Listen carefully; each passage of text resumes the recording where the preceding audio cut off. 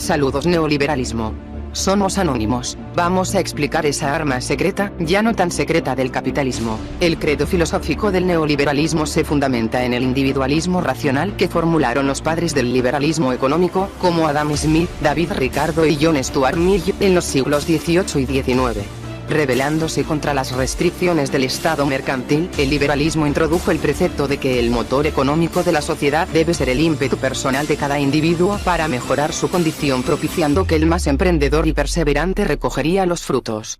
Nada de intervención estatal, hay que dejarlo todo al mercado y a la ley de la oferta y la demanda, laissez-faire. El que fracase solo podrá culparse a sí mismo, algo que tampoco compartimos, pero el neoliberalismo tergiversó y alienó este principio fundamental, tornándolo en un sálvese quien pueda, que más se parece a la ley de la jungla que a un nuevo modelo para organizar la sociedad, de ahí que se le atribuya el prefijo neo, entre otras razones.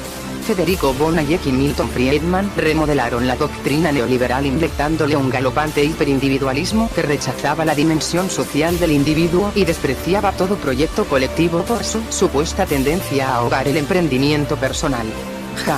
Si hay un sistema de salud público, entonces los holgazanes tendrán salud gratis sin merecerlo. Si hay guarderías del Estado, sin duda se alentará a los padres irresponsables, el que no pueda hacerse cargo de sus hijos por cuenta propia, entonces que nos los tenga.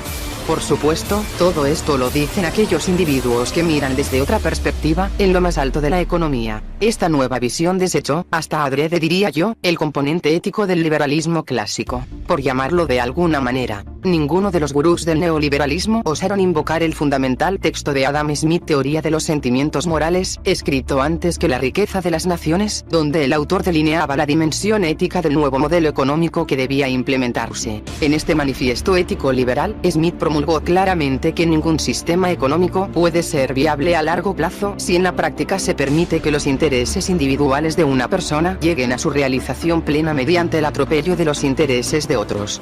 Si mis ambiciones económicas requieren que yo pase por encima de los demás para lograrlas, entonces mi función como un agente económico ha transgredido el umbral ético que la sociedad liberal debería tener. En este sentido, el principio de la competencia debe de prevalecer sobre un egoísmo ciego. La necesidad de emprendimiento renovador jamás debe degenerar en una directiva de torpe e impúdica depredación a diestra y siniestra. Es decir, Smith abogó por un sistema legal que resguardara contra los abusos que se pueden derivar de la monopolización de la actividad económica. Esto es muy diferente al darwinismo social que se instituyó bajo el experimento neoliberal. Los neoliberales sacaron de la nada la consigna de que el Estado no es la solución, el Estado es el problema, y lo batallaron de manera frontal. Quisieron sustituir el Estado por el mercado, lo están consiguiendo, la sociedad por el individuo, la solidaridad por el interés personal, y en esa tarea despojaron de ética el argumento ontológico de su proyecto. Al caer en el darwinismo social, el neoliberalismo sembró su propio derrumbe filosófico. El liberalismo requiere del principio de igualdad de oportunidades porque es la única forma de que los individuos capaces e inteligentes destaquen sobre los demás. Pero esto también requiere que todos salgan del mismo punto de partida, gocen de las mismas condiciones y oportunidades para emprender el camino. Esto es imposible desde el punto de vista pragmático en el capitalismo, y por eso se requiere de factores que mitiguen las desigualdades concebidas a priori para tratar de balancear hasta cierto nivel el escenario donde interactúan los agentes económicos. Por ejemplo, los hijos de una pareja afroamericana del Bronx no tienen igualdad de oportunidades si se les compara con los hijos de Bill Gates. El rol regulador del Estado, canalizado de forma eficiente y adecuada, es importante en este sentido, pero lo que el neoliberalismo profesó fue que esos factores mitigantes fueran eliminados por completo. El neoliberalismo se montó como un modelo donde los que estuvieran más capacitados para funcionar dentro del engranaje productivo circulatorio consumista del nuevo capitalismo fueran los grandes triunfadores. Es decir, el calificativo de darwinismo es más claro que el agua. Solamente sobrevivirán los más fuertes, los que tienen las condiciones a priori para competir, los que controlan los medios de producción, el capital financiero y especulativo, y las inversiones. Sin un factor mitigante que inyecte balance, los más débiles perecerán. Sin duda, el darwinismo social va en sintonía con el proyecto de clase que el neoliberalismo representa. un modelo despojado de valores éticos dentro de lo que es el capitalismo, donde el individualismo se convierte en un arma para justificar que los ricos se hagan más ricos y los pobres más pobres, y que al mismo tiempo proporcione la base ideológica para que los perdedores, que son muchos, asuman la culpa por sus propios fracasos. Aquel negocio pequeño quebró porque no supo competir. Fulano no fue a la universidad porque no tenía el hambre necesaria para perseguir su sueño. El mendigo está en la calle porque es el lugar que se ganó por sus esfuerzos, que al parecer fueron pocos. Al final, el neoliberalismo llevó a la monopolización sistemática del sistema capitalista, lo que nos dice que solamente fueron unos cuantos los que salieron bien librados. En otras palabras, la monopolización es la negación filosófica del liberalismo, aunque al mismo tiempo sea la realización pragmática del neoliberalismo. Por eso, el neoliberalismo, con su hiperindividualismo basado en el darwinismo social, se convierte en la antítesis del liberalismo clásico y la tergiversación de la libertad del individuo, porque cambia la competencia honesta por el egoísmo depredador.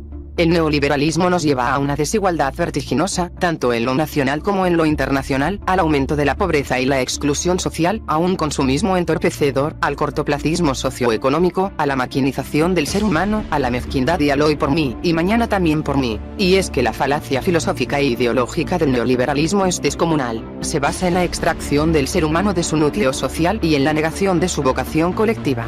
Recordemos lo que dijo la ya olvidada dama de hierro ex primer ministra británica Margaret Thatcher: la sociedad no existe.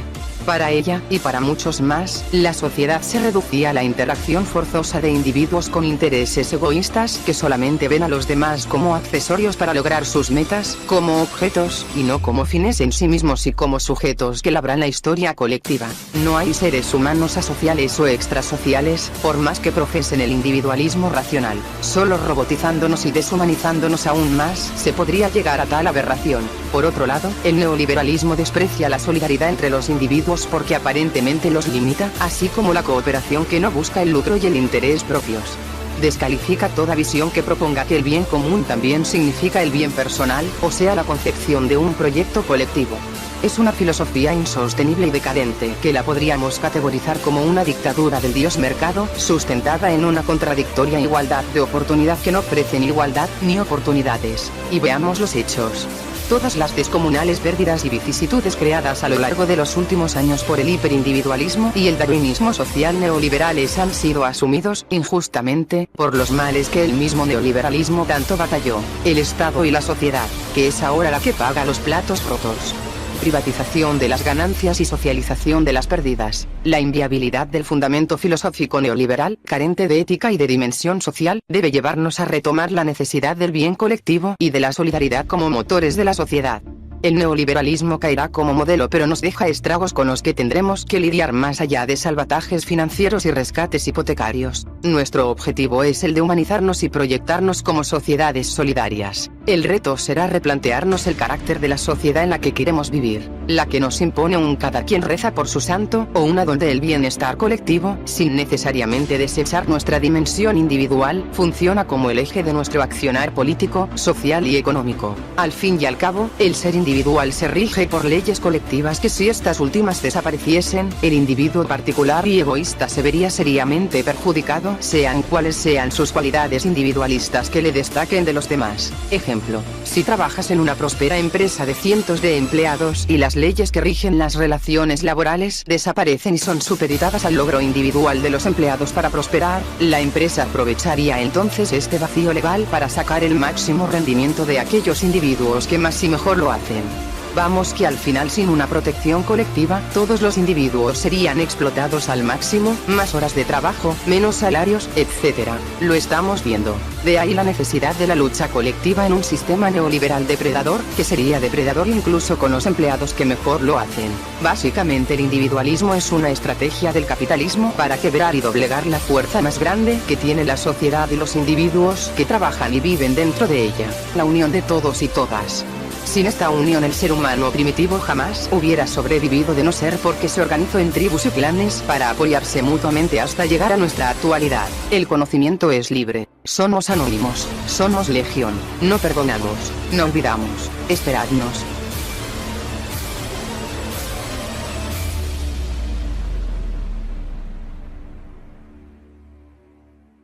You're anonymous. us. Distributed denial of service, devolved the stack will drag when DOS attacks. Suits without a head get scared and shit, they slack. See what we lack, a sense of compassion, and justice must be swift. I'll turn the hurt in the pockets of white supremacy.